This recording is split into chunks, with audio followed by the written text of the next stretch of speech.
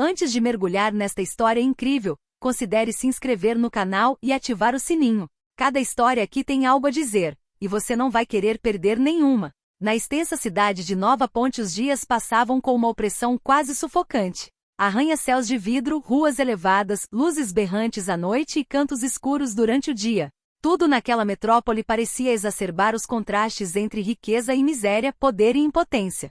Bairros populares como o Centro-Leste assemelhavam-se a bolsões de sobrevivência aos pés das torres dos poderosos. Era ali que as tensões sociais frequentemente rompiam como tempestades violentas, controles abusivos, altercações filmadas em celulares instáveis, manifestações espontâneas brutalmente reprimidas. O clima era tenso. A população já não tinha mais confiança, e uma raiva latente estava se formando, pronta para explodir. No coração deste caos urbano, oficial Jake Miller, 28, passou em alta velocidade em sua viatura, com os faróis iluminando as calçadas como holofotes de palco. Para alguns, ele era a personificação da ordem, para outros, era apenas um símbolo do abuso de poder. Jake, alto, atlético, com o maxilar firme e o olhar firme, não gostava de complicações. Agia rapidamente, falava alto e obedecia à sua própria interpretação da lei. Para ele, as pessoas naqueles bairros tinham o que mereciam. Dúvida, escuta, moderação? Essas não eram suas armas. Desconfiava de todos, exceto de si mesmo. Naquela noite, o vento estava congelante. As ruas de centro da cidade zumbiam com sussurros. Vendedores estavam fechando suas lojas. Silhuetas corriam sob luzes neon piscantes e sirenes pareciam mais frequentes do que nunca. De repente, Jake avistou uma figura no final da Rua Baker. Um homem negro, sozinho, de terno escuro, telefone no ouvido, caminhando lentamente, mas com uma postura ereta e confiante. Não havia nada de ameaçador nele. Nada, exceto aquela impressão de confiança, que Jake achou deslocada naquele ambiente. Ele franziu a testa. Quem está andando por aqui a essa hora sem olhar para os lados? Um cara bem vestido, nada nervoso, é suspeito. Jake saiu do carro, bateu a porta e caminhou rapidamente até lá. Com uma mão na lanterna, a outra na arma, ele gritou. Ei! Você aí! Pare agora mesmo! Mãos bem visíveis. O homem parou sem fazer movimentos bruscos. Desligou o telefone calmamente, levantou as mãos até a metade e se virou lentamente para Jake.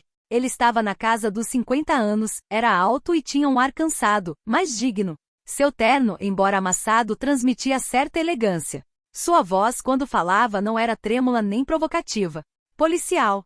Não entendi. O que está acontecendo? Jake, já tenso, interpretou essa calma como uma forma de arrogância. Apontou a lanterna para os olhos do homem. Não se faça de inocente. Você é suspeito em um caso em andamento. Identidade já. O homem não protestou. Olhou para baixo por um instante, tirou lentamente a carteira e estendeu um distintivo com um olhar que não era nem agressivo nem servil. Apenas, direto. Jake pegou o distintivo, olhou uma vez e seu coração congelou. Serviço Interno, Departamento de Polícia de Newbridge. Chefe Executivo, Daniel Carter. Jake deu um passo para trás. Jake Miller, murmurou Daniel após examinar brevemente o nome no uniforme. Sua voz não era ameaçadora, mas carregava um peso imenso. Jake engoliu em seco, confuso. Quem é você? Eu sou Daniel Carter. Diretor do Serviço Interno. Seu superior. Sua voz era calma, mas em seus olhos havia aquela lucidez aguda que só homens experientes sabem carregar, a de quem já viu injustiça demais para permanecer passivo. Jake sentiu a respiração ficar presa na garganta. Ele ficou ali paralisado como o emblema de Daniel Carter ainda brilhava na luz fria de sua tocha. Ele conhecia esse nome. Todos os policiais conheciam. Daniel Carter, o faxineiro interno, aquele que não hesitava em derrubar um oficial, qualquer que fosse sua patente. Pela menor infração à ética ou à lei. Ele era respeitado, mas, acima de tudo, temido. Jake sentiu o chão se mover sob seus pés.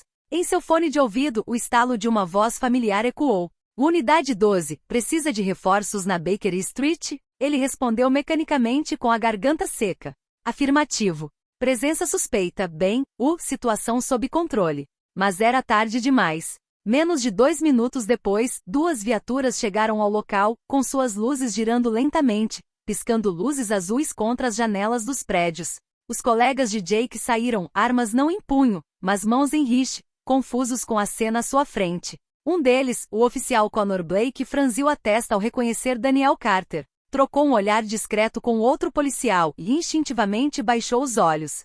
Daniel, ainda de pé calmamente com as mãos cruzadas atrás das costas, quebrou o silêncio. Senhores, obrigado pela presteza. Vejam o que vocês farão. Sua voz era firme, clara, sem emoção aparente. Um tom que não pedia discussão. O policial Jake Miller acaba de tentar uma prisão arbitrária, sem justa causa ou comprovação. Ele abusou de sua autoridade, violando diversos protocolos internos. Estou cuidando pessoalmente deste assunto. Um murmúrio de constrangimento percorreu os policiais. Jake, lívido, sentiu o sangue pulsar nas têmporas. Seu olhar passou dos colegas para Carter, depois para o asfalto, como se procurasse uma rota de fuga nas rachaduras da rua. O quê? Você não tem o direito. Você não foi identificado como policial. Ele gritou de repente, sua voz embargada pelo pânico. Só estou fazendo o meu trabalho. Ele estava desconfiado. Ele estava lá por perto. Connor tentou intervir desconfortavelmente. Jake, acalme-se. Mas Daniel levantou a mão, impondo silêncio sem violência. Seu trabalho, policial Miller, também é proteger as liberdades civis. Esta noite, você humilhou um cidadão sem justificativa. Esse cidadão era eu. Mas poderia ter sido qualquer um. E você teria agido da mesma forma. Jake deu um passo para trás, tremendo. Você vai arruinar minha carreira por causa disso? Daniel olhou para ele, sem piscar. Não. O que você fez hoje à noite é o que está arruinando sua carreira. Só estou te responsabilizando por isso. Ele tirou um pequeno caderno preto do bolso interno, rapidamente anotou algumas coisas e então gritou. Central, aqui é Carter. Medida disciplinar imediata contra o policial Jake Miller. Encaminhe o caso para o escritório de ética. Ele está comigo agora. Connor se virou para Jake, sua expressão congelada. Desculpa, cara. Você tem que ir com ele. Jake, ofegante, virou-se violentamente. Isso não é possível, não assim. Dediquei 5 anos a este serviço. Eu não sou um criminoso. Daniel respondeu num tom tão neutro que se tornou implacável. Então você não deveria agir como tal. A principal delegacia de polícia de Nova Ponte era um prédio austero, um bloco de concreto cinza com fachada de vidro, monitorado por câmeras e iluminado por uma luz branca e forte. Era tarde, mas na ala interna, a luz nunca se apagava de fato. Jake foi escoltado para uma sala de interrogatório apertada. A sala cheirava a tinta, café frio e ao desgaste do poder. Sentado à sua frente, Daniel Carter observava em silêncio, com as mãos entrelaçadas sobre uma pasta de papelão. Ele havia tirado o paletó, revelando seu discreto coldre, e parecia perfeitamente em controle de si. Você sabe por que está aqui, policial Miller? Reagi como deveria. Eu não tinha como saber quem você era. O problema não é esse. Você prendeu um homem sem justa causa. Você gritou sem motivo. Você não pediu com calma. Você impôs. É um hábito seu, não é? Jake franziu a testa. Já recebi reclamações, sim, mas nada comprovado. Daniel pegou uma pasta grossa. 12 relatórios. Desconsiderados por falta de provas ou de boa vontade. Até esta noite. Jake ficou lívido. Você vai me derrubar por causa de um mal-entendido? Daniel fechou o arquivo delicadamente. Não. Vou garantir que nenhum cidadão tenha que passar por isso novamente. Silêncio. Um silêncio pesado e elétrico. Então Daniel se levantou, caminhou lentamente até a porta e antes de sair disse: investigaremos com imparcialidade. Mas saibam disto, a maré está mudando em Newbridge. E esta noite é o seu comportamento que marca esse ponto de virada. Nos escritórios do Serviço de Interiores Newbridge os corredores fervilhavam de sussurros. A prisão improvisada de Daniel Carter por um de seus próprios agentes fora como um terremoto silencioso. Mas foi a investigação lançada por Carter que abalaria os próprios alicerces do departamento. Com o passar dos dias, os resultados se acumularam, implacáveis. O arquivo de Jake Miller era mais pesado do que muitos ousavam imaginar. 13 reclamações oficiais desde a sua criação, todos os casos foram arquivados. Relatos anônimos de colegas, citando comentários racistas na rádio interna. Câmeras de vigilância mostram prisões agressivas sem justificativa clara.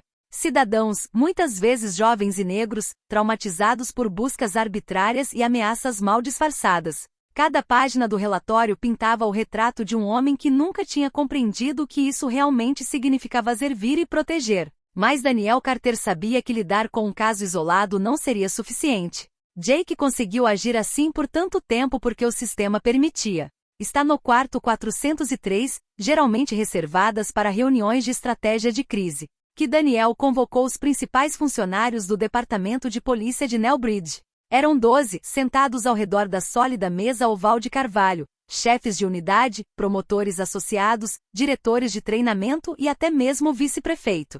Em uma tela grande, Daniel projetou trechos de reportagens, vídeos, depoimentos e números. Senhoras e senhores, esse é o preço do silêncio. Ele mostrou a curva de denúncias não processadas. Depois, os bairros onde a confiança na polícia estava no nível mais baixo. Por fim, os vídeos de Jake filmado gritando com uma adolescente negra ou forçando um aposentado latino a se ajoelhar na calçada sem motivo. Ninguém falou. Alguns desviaram o olhar. Não é apenas um homem. É uma cultura que foi deixada apodrecer. E se não agirmos agora, a cidade explodirá. Seguiu-se um longo silêncio, depois Daniel apresentou calmamente os seus recomendações. Item: treinamento trimestral obrigatório sobre direito civismo, uso da força e preconceito racial.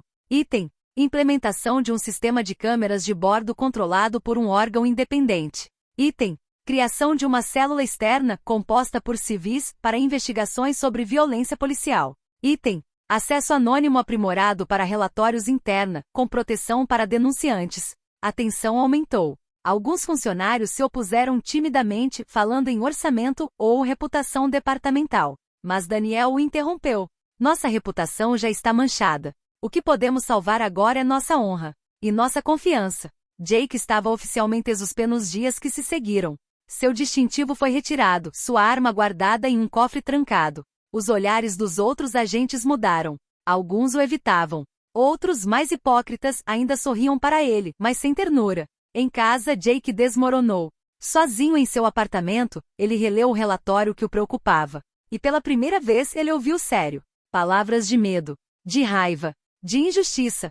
Ele se viu novamente gritando. Ele se viu novamente humilhando-se. Ele se viu novamente acreditando fazer bem, mas quebrando vidas invisíveis no processo. Era como o espelho quebrado sendo reformado pedaço por pedaço. Certa noite, enquanto a cidade caía na escuridão, Jake ligou para Daniel. Eu quero entender. Eu quero mudar. Mas não sei por onde começar. Daniel, do outro lado da linha, não disse nada por alguns segundos. Então, simplesmente. Então vem amanhã de manhã, 8 horas.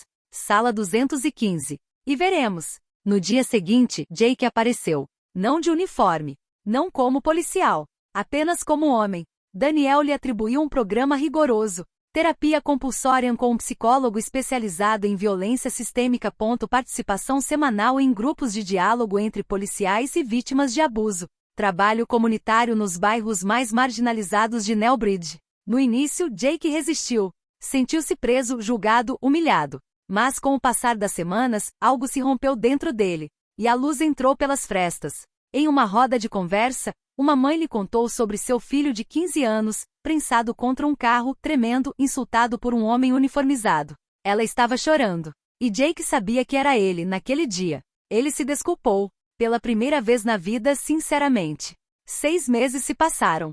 Jake Miller, ainda suspenso, havia mudado. Ele havia se tornado mentor para jovens recrutas, compartilhando sua experiência, contando o erro dele, não como uma vergonha, mas como uma lição viva. Um dia, ele foi convidado para falar em uma conferência sobre reconciliação entre polícia e comunidade. Ele subiu ao palco tremendo e disse: Eu pensava que o medo me tornava forte. Na verdade, ele me desumanizava. Através das minhas experiências, aprendi que autoridade sem respeito se torna uma forma de violência. E que nunca é tarde para reaprender a servir. No fundo da sala, Daniel Carter escutava de braços cruzados.